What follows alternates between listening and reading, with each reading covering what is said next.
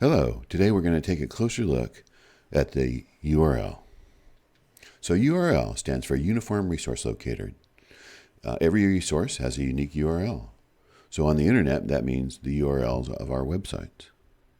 URLs have several components. We'll look at this one. It's a URL for a YouTube video. The protocol. The protocol is what comes before the : 2/. In the case before us, HTTPS. This protocol, or scheme, the protocol is an agreement between client and server on communication. So in this case, this is Hypertext Transfer Protocol, secure version. It's encrypted HTTP.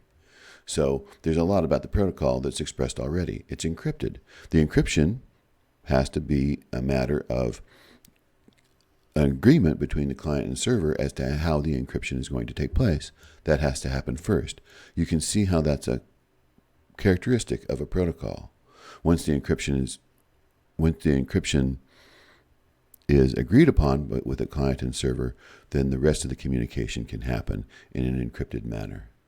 HTTPS is replacing its previous protocol, HTTP, which was HTTP, Hypertext Transfer Protocol, but that protocol didn't call for encryption. That protocol used plain text to transfer information between client and server.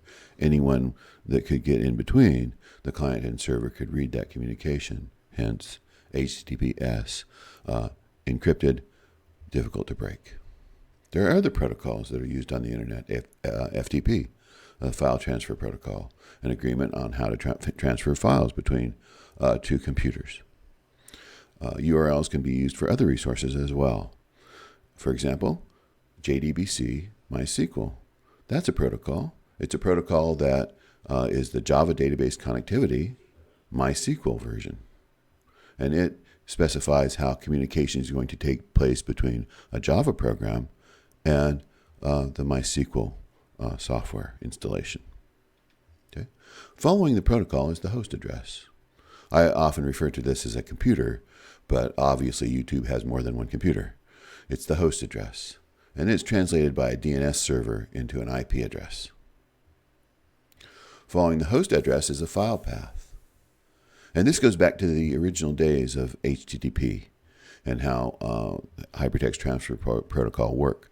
Once you get to the protocol and you have the host address, now what was RESTful following in the URL was a path to a particular file, a file that was already there on the computer, a fixed HTML file, let's say a scientific paper. In dynamic web pages, the file path is translated by the server into an active content creator. For example, if the YouTube watch file path is not a single resource, how could it be? Instead, it is a dynamic generated content customized to the requested video and for the current viewer. So until very recently, the way this is done is an HTML template is on the server, and then custom content is filled into that HTML template generated by Java, PHP, and C# typically nowadays. So HTML template plus custom content poured into an HTML template and then delivered as if it were always there. Right? So watch file path. That can't be a single video. It's filled in and then delivered to the browser. The next thing that follows is the query string, and this is optional really. Not all pages use them, not all websites use query strings, but they're very powerful and they're very common.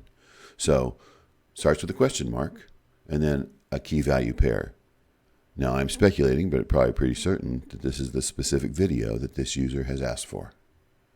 Key value pair. It's flexible. It starts with a question mark, as we can see here.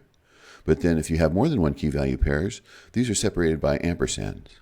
So let's suppose this, and I'm speculating, of a specific video, ampersand start equal 142. Let's say a specific video and at a specific starting point expressed through the query string. So this is a quick introduction to the major components of the URL. We have the protocol, followed by the host address, followed by a file path, and then an optional query string. Thank you.